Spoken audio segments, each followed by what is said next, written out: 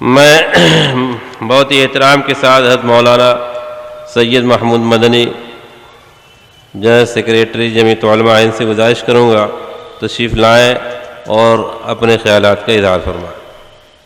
الحمد لله نحمده ونستعينه ونستغفره ونؤمن به ونتوكل عليه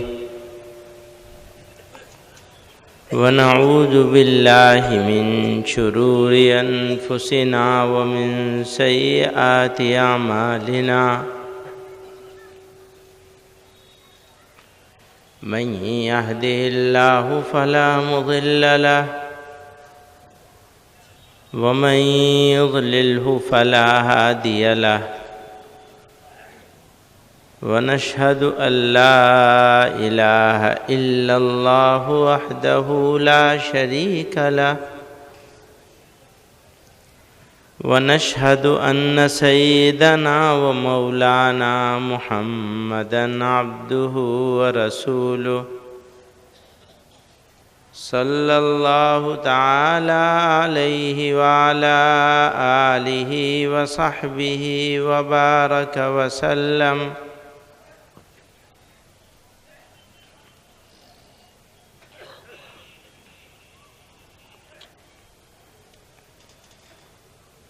حضرات علماء کرام، طلباء عزیز اور حاضرین جلسہ،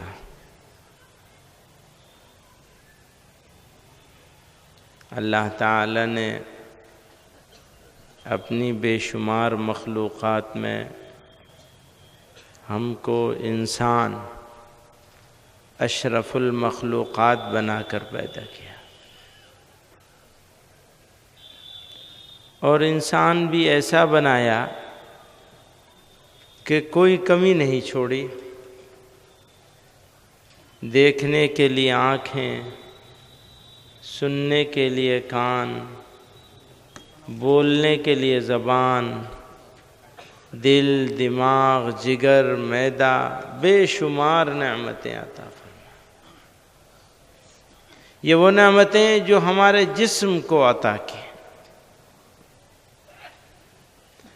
اور پھر بقا کے لیے، استعمال کے لیے جسم سے باہر یہ جو دنیا بنائی، زمین، آسمان، ندی، نالے، دریا، ہوا، پانی، آسمان، سورج، چاند، ستارے، تو جس طرح جسم کی نعمتوں کو ہم گن نہیں سکتے، اسی طرح اس دنیا میں پروردگار عالم نے جو نعمتیں ہمیں عطا فرمائیں ہم ان کی گنتی نہیں کر سکتے۔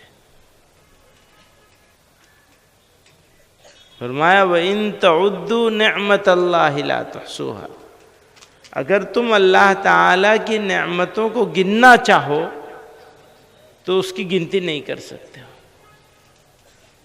وہ چاہے جسم کے اندر والی نعمتیں ہوں، جسم والی، اور چاہے اس جسم کی بقا کے لیے جو چیزیں پیدا کی ہیں وہ نعمتیں ہوں۔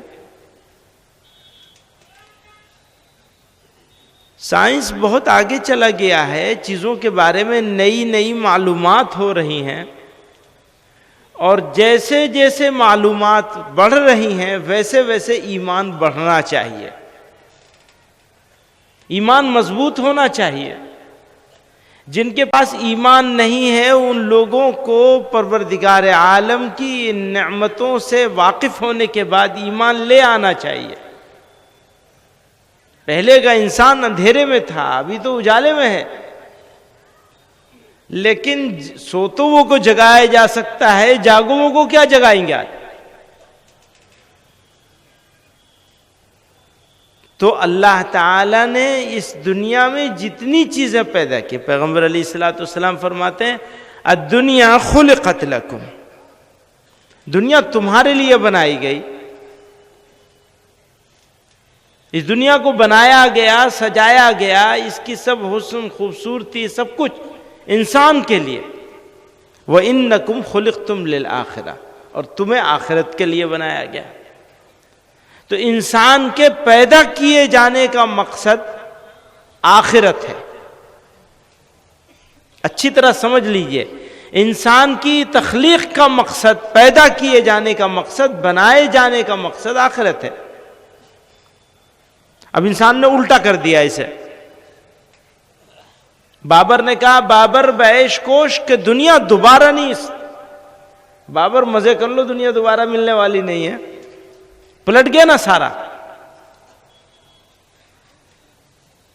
دنیا مزے کرنے کے لیے نہیں ہے، دنیا تو آخرت کی تیاری کے لیے ہے۔ کفر ہے سراسر کہ اگر انسان یہ سمجھے کہ اس کو یہاں کے لیے پیدا کیا، یہاں کے عیش اور آرام کے لیے پیدا کیا، تو پھر کوئی حد نہیں رہتی انسان کی۔ فرمایا الدنیا خلقت لکم، دنیا تمہارے لیے بنائی گئی، تم کو دنیا کے لیے نہیں بنایا گیا۔ اور تم کو کاہے کے لیے بنایا گیا؟ آخرت کے لیے بنایا گیا۔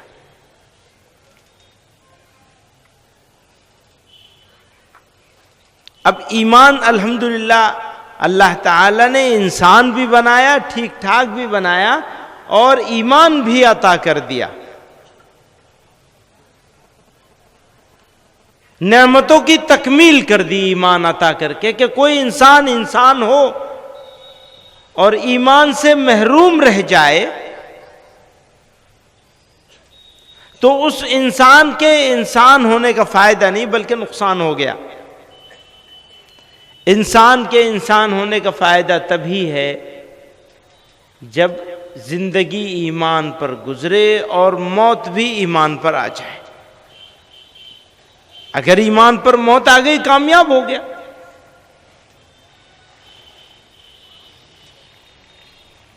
اور یہ کسی کو معلوم نہیں کہ اس کی زندگی اگر ایمان پہ گزر رہی ہے تو موت بھی ایمان پر آ جائے گی۔ مجھے حضرت تھانوی رحمۃ اللہ علیہ کا ایک قصہ یاد آیا کہ کسی ملک کے خادم نے آ کر حضرت سے بتایا کہ حضرت فلاں آدمی آپ کے بارے میں نازیبا الفاظ کہہ رہا تھا، نامناسب الفاظ کہہ رہا تھا۔ تو جو لوگ سن رہے تھے وہ بہت حیرت میں تھے کہ اسے یہ بات حضرت کو بتانی نہیں چاہیے تھی،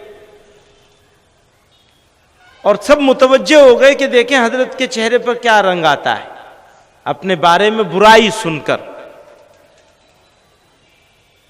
کہنے والے کہتے ہیں حضرت کے چہرے مبارک پر کوئی فرق نہیں تھا، پہلے کی گفتگو میں، پہلے کی حالت میں، اور یہ برائی کی بات سننے کے بعد کی حالت، کوئی فرق نہیں تھا، ویسے ہی اطمینان سے بیٹھے رہے۔ اور جواب میں یہ فرمایا بھائی اگر ایمان پر خاتمہ ہو گیا تو اس کی بات غلط ہو جائے گی، اور خدا نخواستہ ایمان پر خاتمہ نہیں ہوا تو جو وہ کہہ رہا ہے میں اس سے بھی زیادہ بدتر۔ تو میرے بھائیو بزرگوں، اللہ تعالی نے اپنے فضل سے بغیر مانگے، بغیر کوشش کے، بغیر جد و جہد کے ہم کو ایمان عطا فرمایا۔ دنیا میں ہم سے زیادہ عقل والے لوگ موجود ہیں، زیادہ قابل لوگ موجود ہیں، زیادہ صلاحیت والے لوگ موجود ہیں، پر اللہ تعالی نے ہم کو منتخب کر لیا کہ ہاں ہم ان کو انسان بھی بنائیں گے، ٹھیک ٹھاک بھی بنائیں گے، عقل والا بھی بنائیں گے، اور ایمان بھی عطا کریں گے، اپنے محبوب صلی اللہ علیہ وسلم کا امتی بنائیں گے۔ اب سوال یہ پیدا ہوتا ہے کہ یہ ایمان ہم کو مل گیا، موت اس ایمان پر کیسے آ جائے گی؟ آ جائے تو کامیاب، نہ آئے تو ناکام، اور وہ ناکامی ایسی جس کا کوئی ہم جس کو ٹھیک کرنے کے لیے کچھ کر نہیں سکتے۔ وہ تو حسرت کا دن ہوگا نا، وہاں پہنچنے کے بعد لوگ حسرت کریں گے۔ جو ایمان کے بغیر اس دنیا سے چلے گئے وہ یہ حسرت ہوگی کہ کاش ہم ایمان لے آئے ہوتے، اور جو ایمان والے ہوں گے وہ اس بات پر حسرت اور افسوس کریں گے کہ کاش ہم نے اور اچھائی کر لی ہوتی، اتنا انعام ملنے والا ہم نے تو سوچا بھی نہیں تھا۔ تو اللہ تعالی نے اپنے فضل سے یہ ایمان عطا فرمایا، بغیر مانگے، بغیر کوشش، بغیر جد و جہد اور قربانی کے۔ اب موت اس ایمان پر آ جائے، یعنی موت تک یہ ایمان ہمارے ساتھ چلا جائے۔ حضرت شیخ عبد القادر جیلانی رحمۃ اللہ علیہ سے کسی نے پوچھا، حضرت کہاں ہر وقت اسی میں ذکر اذکار میں مجلسوں میں آپ لگے رہتے ہیں، بس کوئی اور کام ہی نہیں ہے آپ کو، اس کا مقصد کیا ہے؟ حضرت نے فرمایا اس کا مقصد بس ایک ہے، ایمان پر خاتمہ ہو جائے۔ ساری کوشش اور جد و جہد کا ایک ہی تقاضا، ایک ہی امید ہے بس، کہ کسی طرح سے جب مرے تو اللہ کا نام لیتے ہوئے دنیا سے جائیں۔ اتنی بڑی شخصیت، اور ایک آرزو ہے بس دل میں کہ ایمان پر خاتمہ ہو جائے۔ ہمارے حضرت رحمۃ اللہ علیہ فرمایا کرتے تھے، بھائی ایمان تو پیڑ کی طرح ہے، اس میں کھاد دو گے، پانی دو گے، اس کا دھیان رکھو گے، یہ تمہیں پھل دے گا، چھوڑ دو گے سوکھ جائے گا، سوکھنے کا خطرہ ہو جائے گا۔ پھر فرماتے تھے بھائی ایمان کے پیڑ کا پانی، اس کی کھاد عمل ہے، ایمان کے تقاضوں کو پورا کرنا ہے۔ ایک انسان ایمان کے تقاضوں کو پورا کرتا رہے گا تو اللہ تعالیٰ اس کے ایمان کی حفاظت کا فیصلہ فرما دے گا۔ ایمان کے تقاضوں کو پورا کیسے کیا جائے گا؟ وہ ہے رسول اللہ صلی اللہ علیہ وسلم کی سنتوں کو مضبوطی سے پکڑ کے۔ آج کل ایک بات بہت ہو گئی ہے کہ ٹھیک ہے سنت ہی تو ہے، اللہ میاں فرض پورے کروا لے وہ غنیمت ہے۔ تو میں یہ کہا کرتا ہوں کہ جو سنتیں چھوڑتا ہے اللہ تعالیٰ فرض ادا کرنے کی صلاحیت اور موقع اس سے چھین لیتے ہیں۔ فرض ادا ہوگا، ہمارا اور آپ کا فرض ادا ہوگا رسول اللہ صلی اللہ علیہ وسلم کی سنتوں پر کوشش کرنے کی وجہ سے، توفیق نصیب ہوگی۔ ایسا واقعہ میں نے اپنی آنکھ سے دیکھا ہے کہ ایک بزرگ نے ایک آدمی کو تہجد کی نماز پابندی سے پڑھنے کے لیے کہا۔ اس بزرگ کے کہنے کی وجہ سے انہوں نے تہجد کی نماز پڑھنی شروع کر دی۔ پہلے سنتیں نہیں پڑھتے تھے، اہتمام سے کبھی پڑھ لی کبھی چھوڑ دی، لیکن تہجد پڑھنے لگے تو سنتوں کی توفیق ہو گئی، اور سنتوں کی توفیق ہو گئی تو ان کی فرض کی کیفیتیں بدل گئی۔ تو جو انسان سنتوں کو ترک کرے گا وہ انسان فرض پر قائم رہنا اس کا مشکل ہو جائے گا۔ اللہ تعالیٰ فرض کی ادائیگی کا راستہ نکالا ہے اللہ تعالیٰ نے اپنے محبوب صلی اللہ علیہ وسلم کی سنت سے، کیونکہ فرض تو وہی ادا کرے گا جس کو اللہ تعالیٰ جس سے خوش ہوں گے۔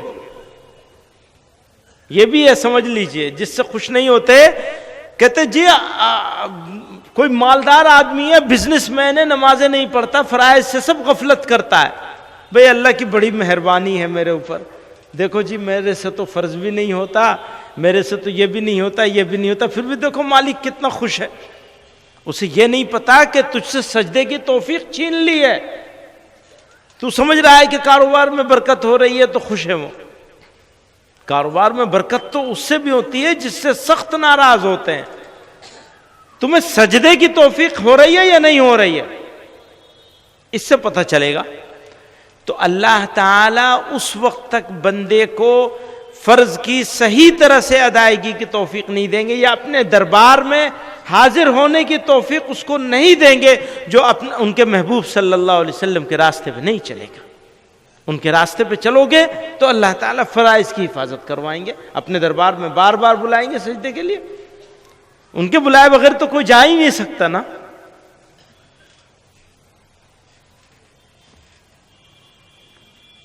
بزرگ کا قصہ ہے، میں اپنی بات بس اس قصے پہ ختم کر دوں گا۔ 12 سال تک ایک آدمی نے ایک بزرگ کی خدمت میں مرید بن کر خدمت کری، تہجد کی وضو کے لیے پانی لے کر کے موجود رہتا تھا وہ، اور اس کا سونا اٹھنا بیٹھنا سب اپنے پیر کے ساتھ تھا۔ 12 سال کے بعد اس نے کہا حضرت جی مجھے اجازت دو میں چلا، بس ہو گیا بہت، بتیری خدمت کر لی آپ کی۔ اچھا بھائی جانا چاہو تو جاؤ، لیکن بات کیا ہو گئی اچانک سے؟ اتنے سالوں سے رہتے رہتے اچانک تمہیں جانے کی کیوں سوچ گئی؟ کہ جی 12 سال ہو گئے، سب آپ کے جاگنے سونے سب چیز میں، سفر میں حضر میں آپ کے ساتھ شریک ہوں، ابھی تک میں نے آپ کی کوئی کرامت نہیں دیکھی، ڈھونڈ رہا ہوں کہ اللہ میاں ایک کرامت دکھوا دیتا آپ کی، کوئی کرامت نہیں ملی۔ اب ایسے بزرگ کے پاس رہ کے کیا فائدہ ہوگا جس کی کوئی کرامت ہی نہ ہو؟ تو میں چلا کسی اور کو ڈھونڈوں گا۔ حضرت نے فرمایا ہاں بھائی جانا چاہو تو جاؤ، کس نے روکا ہے تمہیں؟ لیکن یوں بتا دو ان 12 سال میں کبھی تم نے کوئی کام میرا خلاف سنت دیکھا؟ بس کھیل گیا، اب سوچ میں پڑ گیا، سوچتے سوچتے اس نتیجے پر پہنچا کہ نا جی خلاف سنت کوئی کام میں نے نہیں دیکھا، تو پھر اور کیا کرامت ڈھونڈ رہا ہے؟ آپ سمجھ رہے ہیں؟ اللہ تعالی نے قرآن کریم میں ارشاد فرمایا قل ان کنتم تحبون اللہ، اگر تم اللہ سے محبت کرنے والے ہو۔ اس کا مطلب یہ کہ جو اللہ سے محبت کرنے والا نہیں اس کو الگ کر دیا۔ اگر تم اللہ سے محبت کرنے والے ہو یا محبت کا دعویٰ کرنے والے ہو، اپنے محبوب صلی اللہ علیہ وسلم سے فرما رہے کہ آپ کہہ دیجئے، اناؤنس کر دیجئے، ڈکلیئر کر دیجئے، بتا دیجئے کہ اگر تم اللہ سے محبت کرنے والے ہو تم میری اتباع کرو۔ ہر چیز کی پہچان ہوتی ہے، سردی کی پہچان ہوتی ہے، گرمی کی پہچان ہوتی ہے، سونے کی ہوتی ہے، چاندی کی ہوتی ہے، پیتل کی ہوتی ہے، لوہے کی ہوتی ہے۔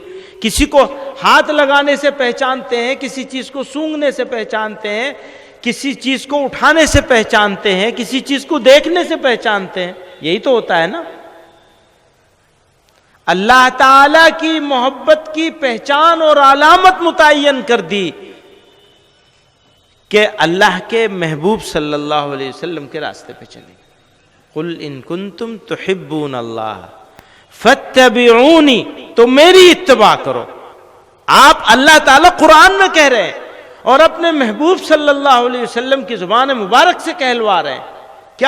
کیا شاندار انداز ہے، اسلوب ہے۔ آپ کہہ دیجئے، انہیں بتا دیجئے کہ اگر تم اللہ سے محبت کرتے ہو تو میرے راستے پر چلو، میری اتباع کرو۔ انعام کیا ملے گا؟ یحببکم اللہ۔ ابھی تک تو تم ہی اللہ سے محبت کرتے تھے، اب اللہ بھی تم سے محبت کرنے لگے گا۔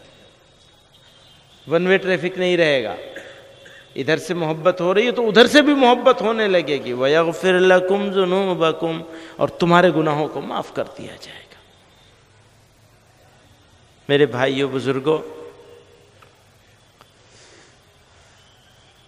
میں نے بہت پہلے یہاں ایک بات کہی تھی آپ سے، تو ابھی میں نے یہ کہا تھا کہ میں بس آخری قصہ، لیکن بیچ میں ایک بات یاد آ گئی۔ وقت تو میرا پورا ہو گیا مولوی صاحب؟ نہیں ہوا؟ وہ ایسا ہوا کئی سال پہلے میں یہاں آیا تھا تو میں نے کہا تھا کہ انسان بیمار ہو تو ڈاکٹر کے ہاں جاتا ہے، اسپتال جاتا ہے، علاج کرتا ہے، اگر فائدہ ہو جائے تو ٹھیک ہو جاتا ہے، نہیں فائدہ ہو تو زیادہ زیادہ موت آئے گی، بس، اور تو کچھ نہیں ہوگا۔ لیکن جسمانی بیماریوں کے نتیجے میں موت سے زیادہ کچھ نہیں ہو سکتا، روحانی بیماریوں کے نتیجے میں ہمیشہ کی ذلت، تکلیف اور مصیبت ہو سکتی ہے، اس کا خطرہ ہے۔ میں نے عرض کیا تھا کہ الحمدللہ یہاں روحانی اسپتال موجود ہے۔ اب وہ معالج تو گیا، اللہ تعالیٰ ان کی بال بال مغفرت فرمائے، ان کے پسماندگان کو، ادارے والوں کو، متعلقین کو، متوسلین کو، سب کے کاموں میں برکت عطا فرمائے، قبولیت عطا فرمائے، اور ہم سب لوگوں کو نعم البدل عطا فرمائے، اور اس ادارے کی، ان کے کاموں کی ان کے طریقوں کی سب کی حفاظت فرمائے۔ وآخر دعوانا ان الحمدللہ رب